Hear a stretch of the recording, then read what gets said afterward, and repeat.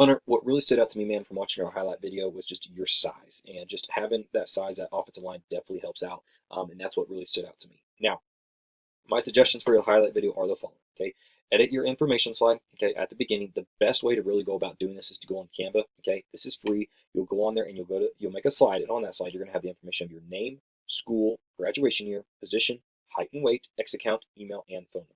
Okay, put that information on the left, put a picture of you on the right. All right, so from your very first thing, if you want to just screenshot that, put a picture of you on there for that picture, that would be perfect. Download that and then upload that to the very first thing on your video. Okay, now, reason we want to do that is so a college coach's time is so short and valuable that they don't have time to go find somebody on X. They don't have time to get a track and phone number down or something like that. Okay, and with it being right there, it makes it more easily accessible for them. Okay, they know who they're watching. They're not looking at these things. They know all the information they need to know. Okay, that helps them out because, and I personally have had to do this. When you have to go find a kid on X or find his phone number or something like that, sometimes you don't have the time, and it makes it tough to you don't have the time to go do it when you're watching so many kids in a day, okay, and you've got to pass on the kid. And personally, I've had to do that before, okay, so that's where you want to make sure that you get that information slide on there. Now, removing play slash non highlights, okay, and some of this stuff for you more so is more of the not necessarily the side effects, but the effects that are within this video, okay. So here at the 4-second mark, okay, we want to remove the slow motion, okay, just showing that there, all right. And then at the 120 mark, okay, there was some skipping within it, all right, in the entire play, okay. And so that's where we want to take that out as well, okay. So the slow motion there, and then it skips and goes to there and goes to there, okay. Take that out. And then at the 125 mark, right after this, how it kind of changes colors, all right, right there, all of the slow motion, the skipping, the color, and the effects that are with it is all just a distraction to the college recruiters, okay. They just want to watch game film. That's all they want to watch. They want to watch a tight. If you're an offensive lineman, if you can get a tight view, they love tight views. If you got some with wide views, they'll take that as well. Okay, but all that stuff is going to be a distraction. Some of that, like with the slow motion stuff, they might see things of, oh, he's really not as flexible with that, or he doesn't have the power for this, or his hands are in the wrong spot for this. That's a whole blah blah blah. That can hinder you more than help you. Okay, and they just want to watch film. All right, they don't have. They just want. They get in a zone. They're watching guys, and they just go bang bang bang bang. Okay, and that's just when they're all the same. Because when they do that and they start seeing these things, oh, it's slow motion, they might just skip it altogether because they don't have time to say, okay, is this slow motion? Is this not? So depending on the offensive line coach, they might skip it. So that's where we want to take that stuff out. Okay, take all the effects out there and with it, and just have the ball on there. Okay, full speed, the full play. Okay, don't have like where you're just got a guy blocking him straight up. Okay, they want from the beginning of the snap, second or two before, till when the whistle blows. All right, to when you're done. Okay, that's what they want to see. That's what's really going to help out. All right, so change that stuff up on there. Remove music as well. Okay, again, because that's a distraction to those college recruiters from evaluating your film. All right, and we don't want that to have that. All right, we don't want that to happen to you. Okay, so now going to how the film needs to flow now. All right, how the plays need to flow. Let's put it that way. As an offensive lineman, it's pretty simple. You do your run blocking plays first, and then your pass blocking plays second.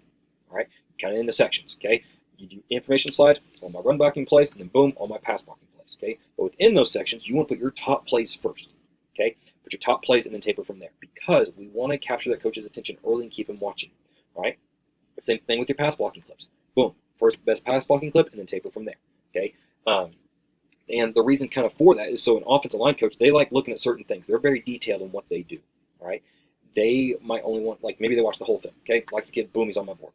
Next day, hey, I don't really want to watch this kid again. Let's just watch the run blocking stuff. Boom, I can go to this. Okay. Next day after that, I just want to watch the pass blocking stuff. Boom, I can go to this point in the film. I can watch just the pass blocking stuff. Okay. It really kind of cleans it up for them and what they do. All right. Now, but to getting down the ball and what these clips I've got on here. Okay. So I've timestamped the first clips I believe that you should start out with. Okay. I believe you should start out with these three here for your run blocking, and then this one for your pass blocking. Okay, make sure you add spot shadows just like this in all your film as well. Okay, they want to see it. Do it at the beginning of the clip. Okay, great job, physical one. Take out the slow motion there. Okay, don't want anything to distract them. Okay, then we go to the 32-second mark. All right, we need this to be a whole play. All right, we'll back up here just a little bit. Okay, but boom, from the snap, showing the physicality, clearing that lane, getting that thing sealed. Okay, that's really going to help things out there. And then go into the 56-second mark. All right, because sometimes when things jump on this film, kind of like it with the quickness, they can't really get a true evaluation. Here, boom, 56-second mark, we're caving in that side. Okay, that's showing your strength, that's showing your power, that's showing the drive. Okay, opening up the run back's got a ginormous hole behind you. That's what they want to see. All right, that's how I'd start those clips off for. Okay, anything physical and violent they want, make sure our pad level's good and our flexibility's good. Okay, next go into pass blocking at the 112 mark. So we got all of our run blocking clips on there after those three. Okay, and we go to the pass blocking. Good. Kick step, all right, hands, okay, showing the physicality, burying them into the ground. That's what they're wanting to see. How our technique, how's our improvement? That's what they're looking for, okay? So change up that information slide, okay? remove the effects with the slow motion, the skipping, the colors, all that stuff. Have it a full play. All right. And if, like I said, if you've got different angles, put those on there. Okay. We want that stuff. They're wanting to look at the wide. They're wanting to look at the tight. Okay. But then also you need to go with after that. Okay. Remove your music. All right. And then change up the sequence of plays. And overall, this will provide a more dynamic highlight video for college coaches. Now, after going over the game film feedback, let's take a look at what divisions you should target. I'm basing this off the most recent highlight video, which is exactly what college coaches are going to do, and where the athlete can receive a scholarship right now. Okay, this is based on a current evaluation opposed to a projected evaluation. All right, with a few criteria. First thing is graduation year. Knowing what we need to improve upon, how can we improve our film, what these coaches are looking for, what can I do as a player to help improve for what they want to see. Okay, use that to your advantage. So they're going to look at the graduation year, then your size, your foot speed, your flexibility, and your power and strength. All right, and that pad level. That's the stuff they're looking for. Okay, and with that being said, the levels you should look at today for a scholarship are NAI and low to mid Division II.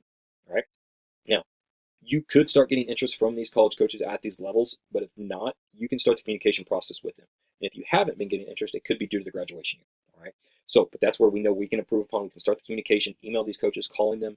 If they don't get back with you via call, it's because of the graduation year, but we can start emailing them and trying to get in touch with them. Okay, make sure you're marketing and branding yourself in the correct way. That's going to really help out. But then also you need to make sure you're getting your name out there through social media, following these coaches on X, DMing these coaches. Okay, DM your updated film. All right, that's really going to help with stuff. Okay, because we want to send our film to these coaches because we want to know whether or not they like our film. Okay, because if they like our film, let's go to their camp. Okay, make sure we're hitting up prospect camps. Make sure we're hitting up O-line, D-line, big man camps. All right, that's the stuff that's really going to dig down and help us out, especially those trench camps. Those really help out. All right, because then you can introduce yourself to that coach. When you go to these mega camps, if there's 1,000 kids there, you kind of get lost in the shuffle. All right. And personally, I've been there as a coach at these mega camps. It's hard to really get a true evaluation of kids and really develop a relationship. And that's what it's all about. All right. So, but when you go to these other camps like we're talking about, okay, you can put your money towards those camps a little bit better and know what we're getting out of it. But then when you send them that midseason highlight, they're going to know who they're watching and they're going to have that relationship with you. Okay. They're going to remember you doing the one-on-one pass blocking and run or stuff like that. Okay. They're going to remember seeing that stuff. Okay. And it's going to translate and help out. Here's the deal. How can we also attack these levels and get better? My suggestion to improve your game that translates to college football and possibly a higher division are the following. First thing is strength and power. All right. Got to hit the weight room. Strength training is going to be huge. Making sure we're adding good weight to your frame, okay? Because you got to be able to explode out of that stance. Got to be able to drive that defensive lineman back who's wanting to drive you back. All right. Next is your flexibility, pre and post training stretching. Okay. If you don't do this as a team, you got to do this on your own. Okay. That's going to help improve your pad level in the run or the pass game. All right. But then it's also going to help prevent injury because your best ability is your availability. If you're dinged up and nicked up over these next couple of years, that's going to hurt your chance of video, and then it's going to hurt your chance of an offer. If you're dinged up and nicked up in college, that hurts your chance on the depth chart. So you got to make sure you're taking care of your body. Okay. Next is foot speed, doing dot drills, ladder drills, working on kick and pass pro drills. All right. The old school saying is feet as quick as a hiccup. All right. And really, you want to have the second fastest feet on the team because you got to be able to beat that D lineman with your first step. All right. You've got to have quick feet. All right. O-line technique development, stance, footwork, hand accuracy. Kind of talked about the hands earlier with the slow motion stuff. They're going to look at that. All right. Because you're going to work on all these details all the time in college drills. So you got to have a good development of them now, so it's going to help you later on when you get to the college level. All right. Here's the deal. Coaches don't just look at team film and practice. The O-line coaches especially will watch individual drills all the time.